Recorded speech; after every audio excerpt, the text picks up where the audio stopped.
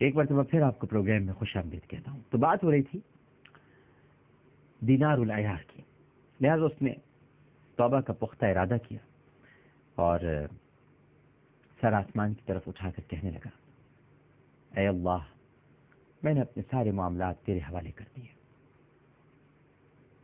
تو میری توبہ قبول کر اور مجھ پر رحم فرما. اور پھر اپنی والدہ کے پاس گیا. اس کا رنگ بدلا ہوا تھا، دل ٹوٹا ہوا تھا. ماں سے پوچھا، ماما، اے میری ماں، اے امی جان،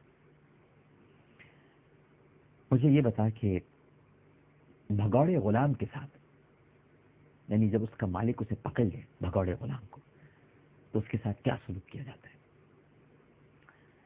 اس کی والدہ نے کہا کہ بھائی اس کا لباس اور کھانا سخت کر دیا جاتا ہے اور اس کے ہاتھ پاؤں باندھ دیے جاتے ہیں. وہ کہنے لگا کہ مجھے ایک ادنا سا جبہ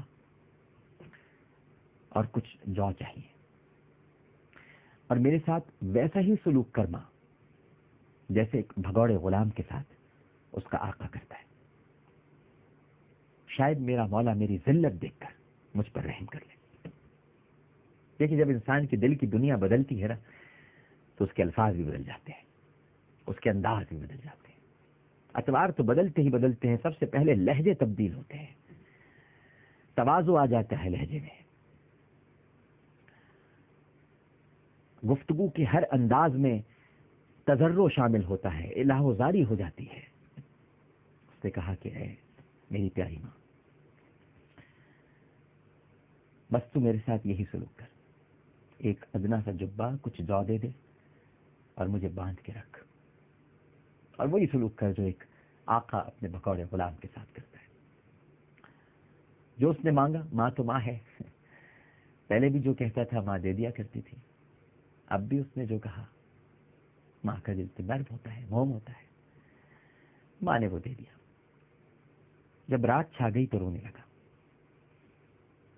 اور اب سے تھوڑی دیر بعد آسمان کی طرف دیکھا اور کہا، اے دینار، تیرا ستیہ ناس ہو. کیا تجھ میں آگ کو برداشت کرنے کی طاقت ہے؟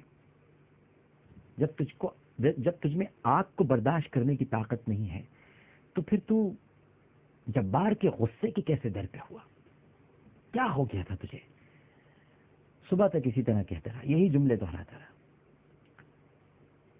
ایک رات اس کی ماں نے کہا، پیار آیا ماں کو، کیونکہ اس نے یہ حالت اپنی روزمرہ کا معمول بنا لیا تھا.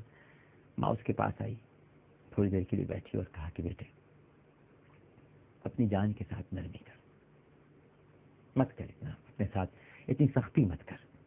اس نے کہا کہ ماں مجھے چھوڑ دے،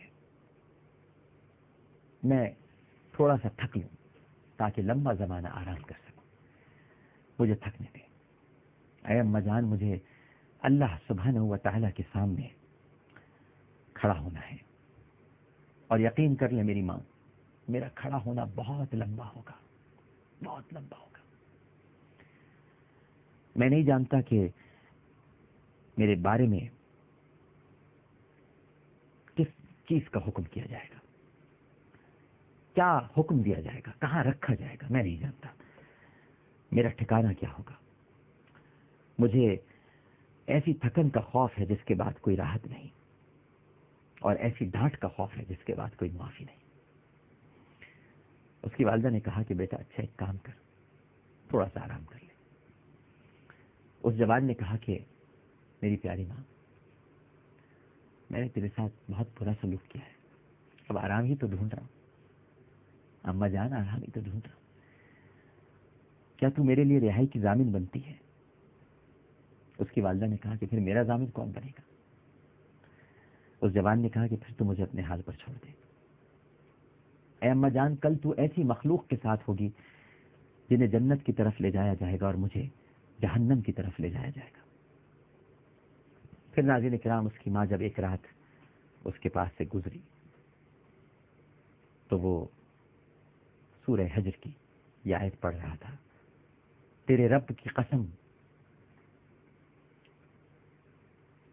ان سب سے اس کے متعلق پوچھیں گے جو وہ کرتے تھے. اس نے آیت کے بارے میں سوچا اور رویا اور بے قرار ہونے لگا، یہاں تک کہ بے ہوش ہو کر گر گیا۔ اس کی ماں نے اس کے پاس آ کر آواز دی، اس جوان نے ماں کو کوئی جواب نہیں دیا۔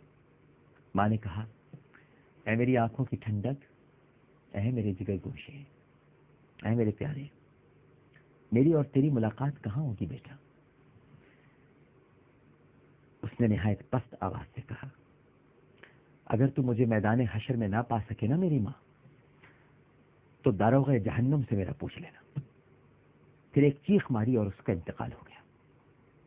اس کی ماں نے اسے غسل دیا، اسے کفنایا اور باہر نکل کر اعلان کیا، اے لوگوں، اے لوگوں، جہنم کے مارے ہوئے پر نماز جنازہ پڑھنے کے لیے آؤ۔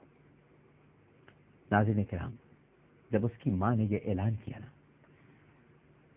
تو اس دن کے بعد، توجہ سے سنیے گا، اس دن کے بعد اس سے زیادہ مجمع اور اس سے زیادہ آنسو بہانے والے پھر کبھی کسی نے نہیں دیکھے۔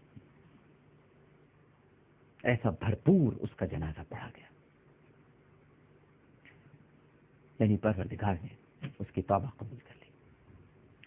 یہ ندامت کے جو آنسو ہوتے ہیں ناظرین کرام، یہ سب کچھ دھو ڈالتے ہیں، کہیں کوئی میلا پن یا کچیلا پن رہتا ہی نہیں ہے، سب کچھ دھل جاتا ہے، پاک اور صاف اور اجلا ہو جاتا ہے۔ یہ بارش کی طرح ہوتے ہیں جو ایک دم برس پڑتی ہے اور برسوں سے جمی ہوئی گرد کو، مہینوں سے اٹے ہوئے وجود کو، جو گرد سے اٹا ہوا ہے، اس کو دھو ڈالتی ہے۔ بس اس کے یہ آنسو تھے۔ ماں سے معافی مانگی، اللہ سے توبہ کی، رو دیا، اللہ نے معاف کر دیا، اور اللہ نے ایسا معاف کیا کہ اس کے جنازے میں لوگ اتنا روئے کہ ایسے رونے والے پھر کبھی کسی نے نہیں دیکھے۔ پروگرام پیش کرتے ہوئے کوئی غلطی، کوئی سہو تو اپنے رب کے حضور معافی کا خواستگار اور توبہ کے طلبگار ہوں۔ عامر لیاقت حسین کو اجازت دیجیے، اور اگر میری کوئی بات آپ کی طبیعت پر بھی گراں گزری ہو یا مجھ سے کوئی غلطی ہو گئی ہو تو آپ بھی مجھے معاف کر دیجیے گا۔ انشاءاللہ کل اسی چینل پر اسی پروگرام کے ساتھ اللہ نے چاہا دوبارہ حاضر ہوں گے۔ اللہ حافظ۔